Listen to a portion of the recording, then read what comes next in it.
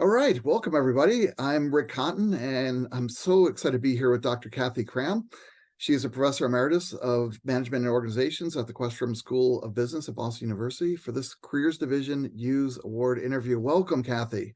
Thank you, Rick. Glad to be here. Yes, excellent to have you here. So, as a reminder for everyone out there, our viewers, Kathy won the Everett Charrington Hughes Award for Career Scholarship in 2011.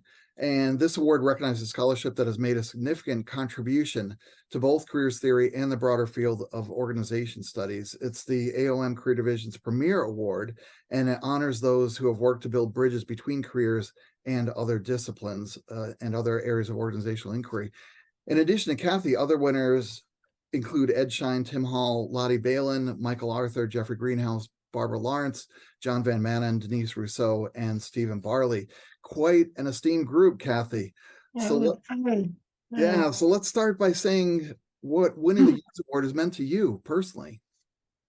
Well, needless to say, Rick, when I first was notified of the award, I was really, really honored and humbled and very surprised because many of the award winners that you mentioned were role models and mentors of mine when I was growing up in my career. And to be seen as part of that esteemed group was very affirming. I didn't expect it. I had no idea I was being considered for it. And then it just came. And it really, as I look back on it now, because that was it was about 12 years ago, it really was the beginning of a turning point for me of beginning to shift out of a mindset of what else do I have to do, want to do, to where can I make a contribution in the remaining years that I have in this career. So it was kind of a marker for me that I had accomplished meaningful work that other people found valuable. And maybe it was time to reassess and reconsider what else. And it has led to other projects. Interesting. Other projects outside maybe your main focus? Yeah. But as you said when we were talking earlier, I really was a specialist in my research from day one. I've always been a student of mentoring. And it's brought me in touch with other disciplines, which is one of the reasons I suppose I got the award. Yeah, but for sure. My primary interest was always in understanding the relational learning that goes on between junior and more senior people. And it stemmed originally from my own experience. Gotcha. And let's go back to that. Let's go back to the beginning. Tell us more about how you first got interested in mentoring. Well, I really stumbled into it. It wasn't something I had on my radar at all. It had to do, I went to an MIT as an undergraduate to be a math major. I was always a whiz in math. But after getting to MIT, I realized I didn't want to spend my life doing math. And I started realizing I had a real interest in human behavior, and especially human behavior in organizations. And I just happened to be at a school where some of the founders of our field, meaning Ed Schein, Warren Bennis, John Van Manen, others, Lottie Balin, they were all living at the Sloan School. So I started taking undergraduate courses, and that got me very interested. But in addition to that academic experience, my first job at a school was with an insurance company as an HR specialist. And I learned very early on that this particular organization did not have a culture of learning. They didn't want to understand why. They didn't care about assessing the value of certain policies and actions. I learned very quickly that I wanted to be more of a person who does inquiry and finds new solutions to persistence problems. And being an HR specialist, at least in that context, was not sufficient. Gotcha. I can totally relate. Working at Accenture, working in HR, I was in training and development, and just this need to focus on improving evidence-based practice is Yes, critical, right? that's a great way to put it. Great way to put it. Yeah. Mm. And your work has always had such relevance to practice. What made you decide to go back to school to get your PhD, and how did you choose organizational behavior as your degree program, given this Well, background? I think it has a lot to do with where I started out in 1973 when I finished my master's program. Mhm.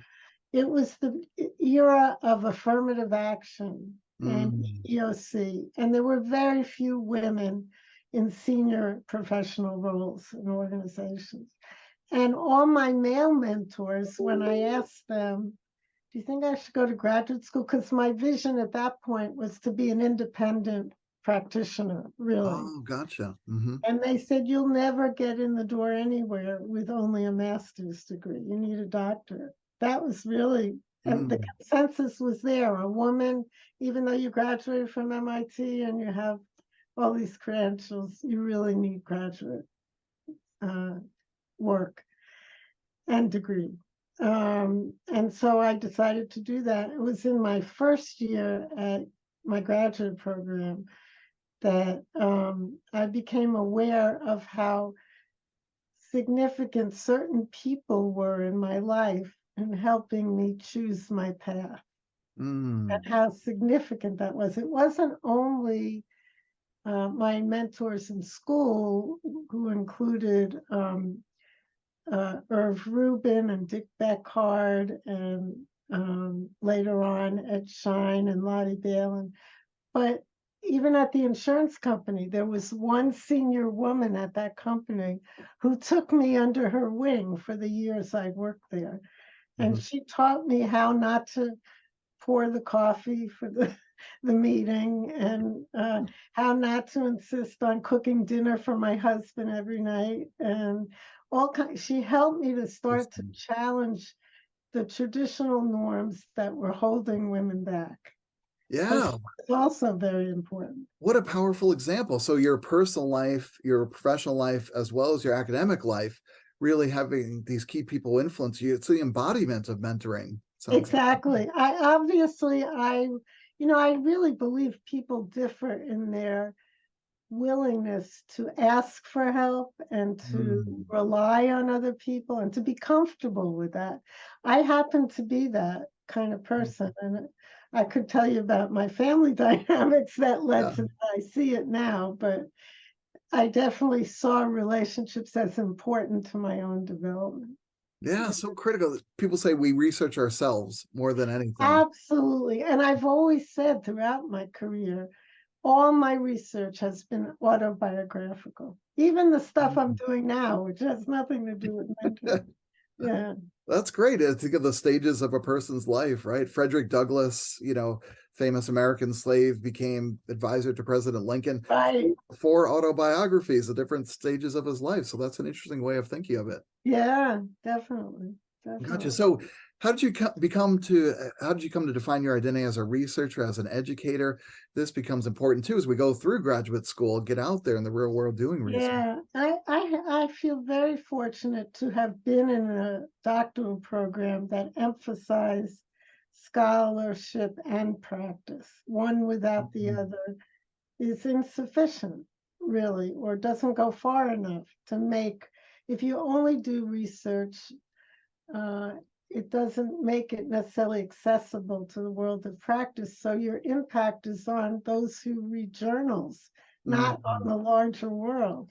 And I did want to have an impact on the larger world. Yeah. I had my first mentor in graduate school, Clay Aldifer. Hmm. He really emphasized keeping one foot in both worlds and learning from one to enhance the other. So from very early on, I felt like a scholar practitioner. And Hmm. then later on, Eileen Wasserman and I wrote a couple articles on scholar practitioner and that boundary spanning role, Yeah. which definitely became core to my identity. I can relate myself too. Always looking for there's such a need to translate. research into practice. And if we keep in mind, and I am practicing, I'm sure you experience the same thing. I get so many ideas from practice that influence research. Right, exactly, Mhm. exactly. Yeah. Excellent. Yeah. So how about your identity as an educator? How does that play into it? Well, I was surprised. I didn't know this about myself, but when I first started teaching into graduate school, I loved it.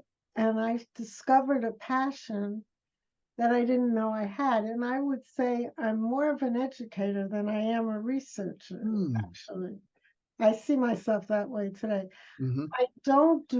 I never have done research just for the sake of developing knowledge. I've always wanted to make it available, to be a bridge. Uh, and teaching is such a great way to do that. I'm sure you Yeah. know that. Yeah. You can try things out on people, right? And see if they're Right, fun or not, get feedback. right. And I have to say, I missed, I did miss teaching when I first retired from the university, because Hmm. that was an important focus for me to be in dialogue with everyday people, about some of the ideas that we generated in our research. Very interesting. Now, we talked a lot about people who influence you. Were there any particular books, articles, or theories that really impacted you early on? Early on, I would have to say there were two, in addition to Clay Aldifer, who I mentioned. Um, there was Dan Levinson, Hmm. who was on the faculty at Yale when I was there. And he had this new book, it was new at the time, called Seasons of a Man's Life. Right. Yeah. And I read this from cover to cover. I took his seminar, and what I noticed, he had 4 pages in that whole book on the mentor relationship the importance of the mentor relationship in a man's life, in a young man's life. Yeah. And I said, hey, we, There's more to we it than need this. more. There are also women in this world, and we need to know more than what he knows at this Hmm. point. And that's where intellectually I got the idea of studying mentoring. Yeah. It's so interesting how we learn from things that influence us and the things we go, wow, these are gaps. These are things that are missing. These are things I can contribute to. Yeah. Now, interestingly, the other person was Tim Hall, Hmm. who Tim's work I started reading when I was in graduate school. Hmm. And he helped me really bring the idea of development and life stages into the world of careers, because Hmm. I wanted to work within my field of organizational behavior, and I didn't quite know how to do that just looking at Dan Levinson's work. So Tim's work was very important to me. And boy, did I luck out when we both came to Boston University at the Wow. Yeah. same time. Lifelong collaboration with him in Yes, many ways. absolutely. And I've got to say, he's been the most important. Hmm. If I had to pull one out, only because we've been in relationship with each other for so many years, and we've Hmm. gone through being peer mentors to each other and collaborators, and it's just been a wonderful relationship. I know I personally am indebted to you and Tim, both having both of you on my dissertation committee Oh, was right. amazing, right? To have you be my academic parents, if you will. And that was Yeah, really a powerful thing. yeah. All right. Well, let's talk about some of the early on your 83 AMJ paper phases of the mentoring relationship. Now 4,000 times it's been cited. Your 88 book on mentoring at work, now cited thousands of times as well. Tell me about what you're most proud of in relation to those two early works that have been so incredibly influential in our field. You know, I haven't really thought about that until you posed it. I think what I'm most proud of is I took a process lens to the mentor relationship. Mm, Anything that had been written about mentoring up to then, which was very little, was focused on the outcomes of mentoring, why it's good, why it's important. It mm, gets you promoted, it gives you more self-confidence, and all those important outcomes. But mm, nobody had really examined, well, what happens between these two people that make those things happen? And that was really the focus of my work. mm, My early that article, and then the whole book was about that. And I think the other important contribution, which was a big surprise to me, because I was 29 years old when I did that research, Mm-hmm. it never occurred to me that the mentor might learn and benefit. Yeah. I was Yeah. only 29. What did I know about that? You know? Right. Important So that was a observation. big surprise. And Mm-hmm. it really affected the unfolding of scholarship to Mm-hmm. recognize the importance of mutuality in Yeah. the relationship. And then Jane Dutton and others went on to establish positive relationships at work, Mm-hmm. their theories, which reaffirmed the importance of reciprocity and mutuality. So there was a lot of coalescing around this relationship and its dynamics. It's Yeah. complicated, but It very is. worthwhile.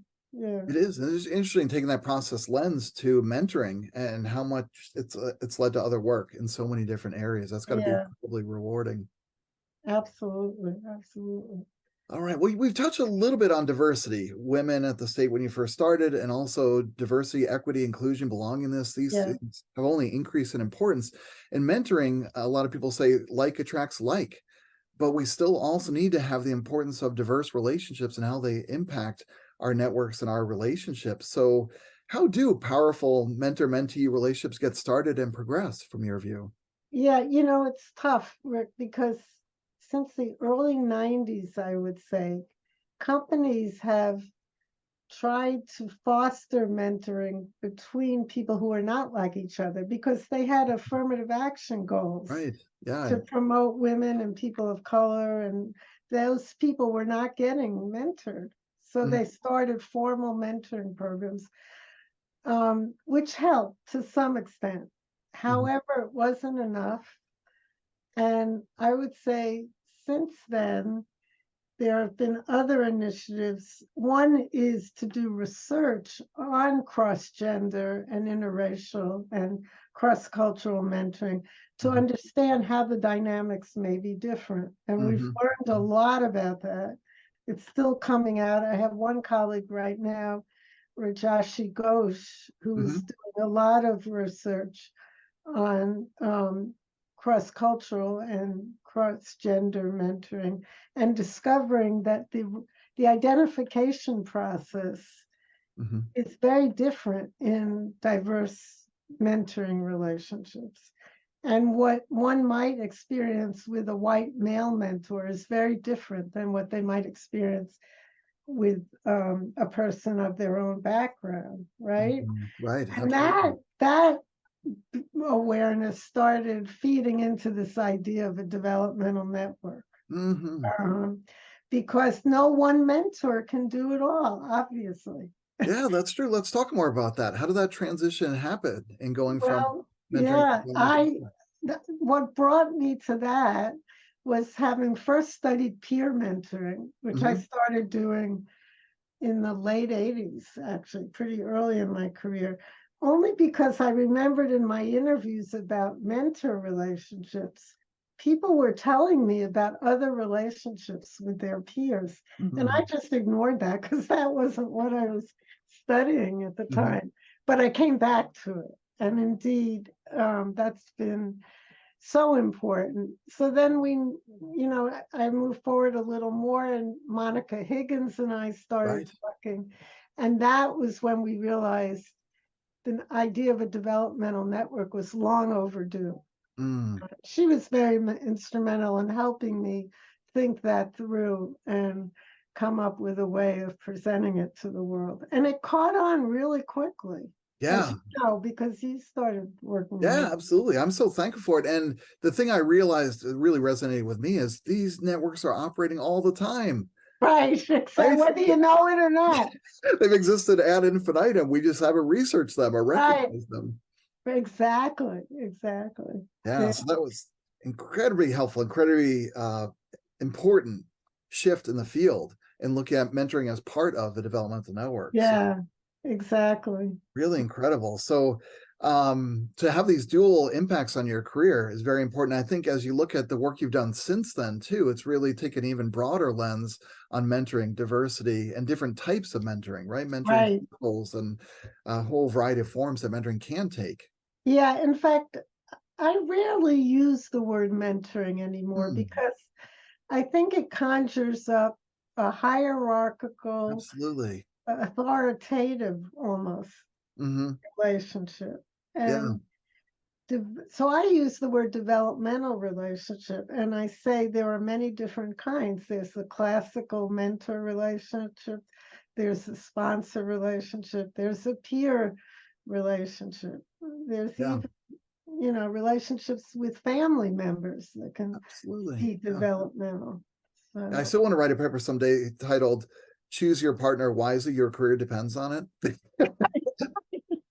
that's great. Yeah. I agree with that entirely. Yeah, Yeah. because just thinking of the psychosocial and career functions, right, in developmental network and in relation to mentoring, but they play such a critical role, and the people who are around us matter a lot as people change jobs and people move and people switch where they live and things like that. It changes a lot. Those people who are core to your existence, close friends, close relationships, close family members, etc., they matter a lot because we talk to them about everything. Yeah. When I was teaching in the early 2000s, I started using a developmental network assessment tool Hmm. that Monica and I developed, and then Wendy Murphy and I developed another one. Right. Um, and the students, it was so interesting. The MBA students, they would fill out their assessments, and to a T, they would forget their spouse. They'd never put Mm, their spouse, interesting.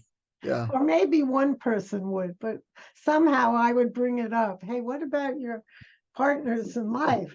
Do they support you in any way? And so it's a total awareness that Yeah. that's a developmental, it can be a developmental Yeah. relationship. And that And I think is a same- critical breakthrough. Thinking of people outside of work, they influence us yes, very much, and that was a big breakthrough. And talk. It's okay to talk about your relationships outside of work and the influence they are on yes, your career. that's right. And Wendy Murphy and I did a study looking at that, the Mm. impact of outside work relationships, and they really do make a difference. Yeah, so powerful. So let's shift to more the present time. You've focused on so many things. You've seen so many things in your career, seasons of a man's life, company man, on through COVID, right? More hybrid workplaces. And now we're in the fourth industrial revolution. It's been Yeah, going on since 2011. We've got artificial intelligence. We've got, um, gene editing. We've got advanced robotics, all these things coming to bear, and yeah. so much going on in the technology space. But it seems to me that we got to get the most out of people. So where do you see developmental networks and developmental relationships going in the near future in this type of environment? Yeah, at first I was concerned when people were starting to do what they call e-mentoring, Hmm. online mentoring. I was a real skeptic because this was before Zoom. Uh, Hmm. I just didn't think you could recreate the power of connection through Hmm. email that you can face to face. Right. I was wrong, really, to a large degree. There has been research that shows its value. But certainly with the advent of social media and things like Zoom, Hmm. I think we can compensate for the remote environments Hmm. we're now working in. I don't think we know how to do it necessarily. Yes, Yeah. that's definitely a topic for research. Hmm. And I know the National Academy of Sciences is already working on that.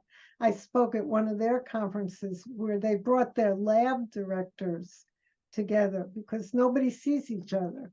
How Hmm. do you enforce certain norms and practices through mentoring if nobody sees each other? So they're very interested in this notion of remote mentoring and hybrid mentoring. And I, Yeah. I think hybrid mentoring has a lot of potential. I think so too. And I think a lot of the research points to the fact that how the relationship starts is very important. If it could start Yeah, face to face, start interpersonally, then it can expand easily, or at least more easily, into a hybrid or more remote environment. yeah, I But there's think a lot to so learn, too. that's for sure. Definitely, definitely. Right. Well, as we wrap up, Kathy, you've had such a great influence on our field. Um, what advice do you have to scholars of today? What would you like them to know? Things they should keep in mind as they approach their research or their careers? Well, I think I don't know if it's like this today, Rick, but when I started out, I thought I had to prove myself on my own. Hmm.